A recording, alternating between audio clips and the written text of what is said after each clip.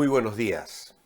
Seguimos adelante con el tema que hemos comenzado ayer, el amor de Dios. Os vuelvo a recordar que tenemos una guía devocional y que la ponemos a disposición de todo aquel que la solicite por correo electrónico o enviando un WhatsApp al número de la iglesia.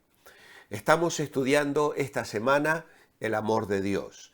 Y mañana miércoles vamos a centrarnos en una definición que está también en los devocionales y que hoy la quiero recordar porque quiero cada día recordarla de manera especial. Esta definición dice lo siguiente: el amor de Dios es un ejercicio de la bondad de Dios hacia los pecadores individuales, por lo cual, al identificarse con su bienestar, ha dado a su Hijo para que fuese su Salvador, y ahora los anima a conocerlo y a gozarse en él en una relación que comienza en esta vida y durará por toda la eternidad. Ayer concluíamos nuestro devocional explicando el deber del hombre hacia Dios. En Mateo capítulo 22, versículo 37, Jesús dice: amarás al Señor tu Dios con todo tu corazón, con toda tu alma y con toda tu mente. Y esto se repite en distintos lugares de los evangelios y también nos lo dice claramente Juan en su primera carta, el capítulo 4 y el versículo 19. Nosotros le amamos a Él porque Él nos amó primero. Esto nos lleva a concluir, como lo hacíamos el lunes, que el cristianismo no concibe al hombre sometido al poder de Dios, sino rendido al amor de Dios. En realidad, me recuerda la expresión de Oseas: con cuerdas humanas los atraje, con cuerdas de amor. Es la forma en que Dios cautiva el corazón de los seres humanos, no triturando, pisoteando su voluntad, sino atrayendo el corazón de aquel que es humilde de espíritu, que se quebranta delante del Señor, reconociendo su necesidad espiritual, buscando el perdón y amparándose en la sombra de las alas de ese Dios misericordioso. Ahora bien, la fuerza motriz de la vida de Jesús fue su amor hacia los hombres. Esto está atestiguado, por ejemplo, en la expresión de Gálatas 2:20. Con Cristo estoy juntamente crucificado, y ya no vivo yo, mas vive Cristo en mí. Y lo que ahora vivo en la carne, lo vivo en la fe del Hijo de Dios, el cual me amó y se entregó a sí mismo por mí. Más tarde, en Efesios capítulo 5, versículo 2, Pablo dice: y andad en amor, como también Cristo nos amó, y se entregó a sí mismo por nosotros, ofrenda y sacrificio a Dios en olor fragante. A los tesalonicenses, en el capítulo 2, versículo 16, en la segunda carta, dice: y el mismo Jesucristo, Señor nuestro, y Dios nuestro Padre, el cual nos amó y nos dio consolación eterna y buena esperanza por gracia. En Apocalipsis 1:5 dice: y de Jesucristo, el testigo fiel, el primogénito de los muertos y el soberano de los reyes de la tierra, al que nos amó y nos lavó de nuestros pecados con su sangre. Y agregamos una cita más en Juan 15:9. Como el Padre me ha amado, así también yo os he amado. Permaneced en mi amor. ¿Tienes alguna duda de que la fuerza motriz de la vida de Jesús fue amor? El amor por los seres humanos, el amor por los hombres que quería salvar. Obviamente que hay un amor al Padre y del Padre hacia Él que envuelve todo este motivo. Pero qué maravillosas declaraciones de amor encontramos en la Biblia que nos aseguran que somos objeto del amor de Dios. Por eso es que en respuesta a eso, la esencia de la fe cristiana es el amor hacia Jesús. Efesios 6:24 dice, la gracia sea con todos los que aman a nuestro Señor Jesucristo con amor inalterable. Amén. Vaya, qué manera de cerrar su carta el apóstol Pablo, con amor inalterable.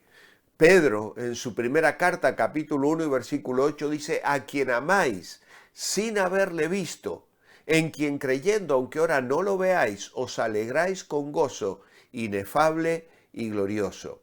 Y Juan, capítulo 21, versículo 15 y 16, el Señor hablando con Pedro, Simón, hijo de Jonás, ¿me amas más que estos? Le respondió, sí, Señor, tú sabes que te amo.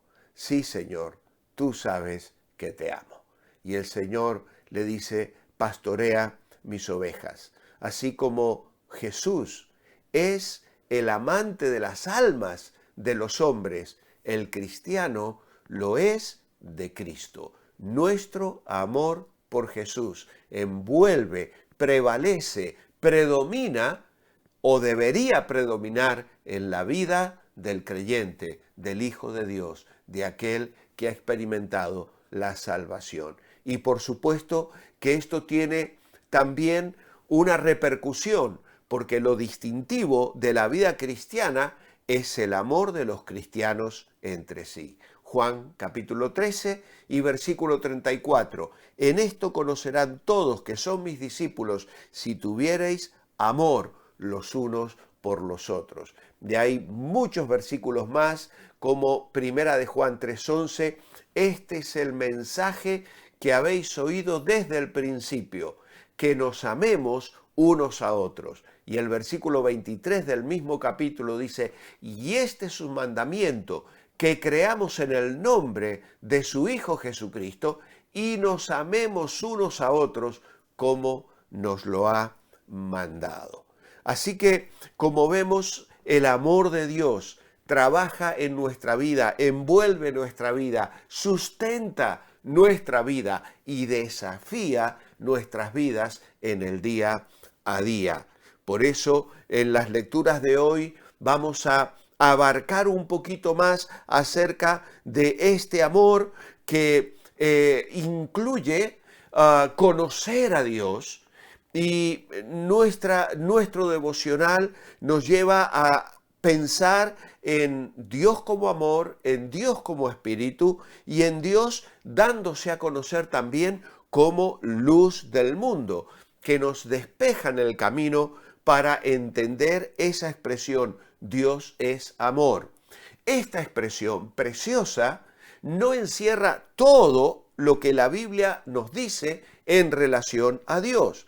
Se trata de un resumen desde el punto de vista del creyente de lo que toda la revelación nos dice acerca de su autor. Pero el Dios del que habla Juan, el Dios que hizo el mundo y que lo ama, es un Dios que juzgó al mundo en el diluvio, el que llamó a Abraham para hacer de él una nación y luego la castiga en el desierto y finalmente permite, después de dar la tierra prometida, que sea llevada en cautiverio. Ese Dios, dice Juan, es el Dios que es amor. Por lo tanto, aunque algunos se aferran a esta declaración de Dios es amor para negar la severidad de Dios, para decir que Dios en realidad no condena ni castiga, pues vamos a ver que ese Dios que ama es un Dios que sí condena y castiga la desobediencia. Y esto lo entendemos cuando nos damos cuenta de que Dios es espíritu. Y esto se lo aclaró el Señor Jesús a la mujer samaritana, donde le dijo que no se necesitaba un solo sitio para adorar, sino que ese Dios inmaterial, incorpóreo y que no está localizado en un sitio determinado, es un Dios que no conoce cuerpo, ni limitaciones, ni nada que le pueda hacer sufrir alteraciones. Dios no tiene pasiones como los seres humanos que reaccionamos al dolor, al temor, al miedo o incluso a la pena. Acciones involuntarias porque fruto de una reacción a una emoción repentina que yo no puedo controlar. Dios no está sujeto a estas pasiones. Él es espíritu, no es algo caprichoso ni fluctuante. Su amor no es con altos y bajos como es los del hombre. Su amor es fuerte como la muerte y nada puede separarlo de aquellos a los cuales Él ha abrazado con su amor. Pero también la Biblia nos dice que Dios es luz y Juan hace esta declaración contra algunos que habían perdido contacto con las realidades morales y afirmaban que nada de lo que podían hacer constituía pecado. Y Juan afirma esa frase que surge de: en Dios no hay ninguna tiniebla. Luz significa santidad, luz significa pureza, medidas con la ley de Dios. Tinieblas significa perversidad moral, iniquidad, medidas con esa misma ley. Y esto significa que solamente, y prestad atención, los que andan en luz, procurando santidad y justicia en sus vidas, disfrutan de comunión con el Padre y el Hijo. Y los que andan en tinieblas son extraños a esa relación. El amor de Dios es un amor santo.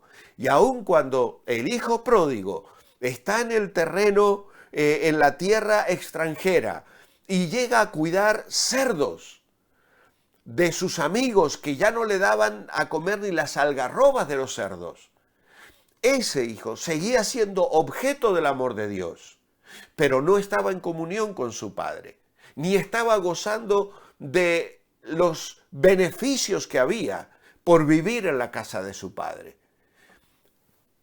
Y el amor del padre queda patente cuando lo recibe, una vez que, quebrantado de corazón, decide regresar.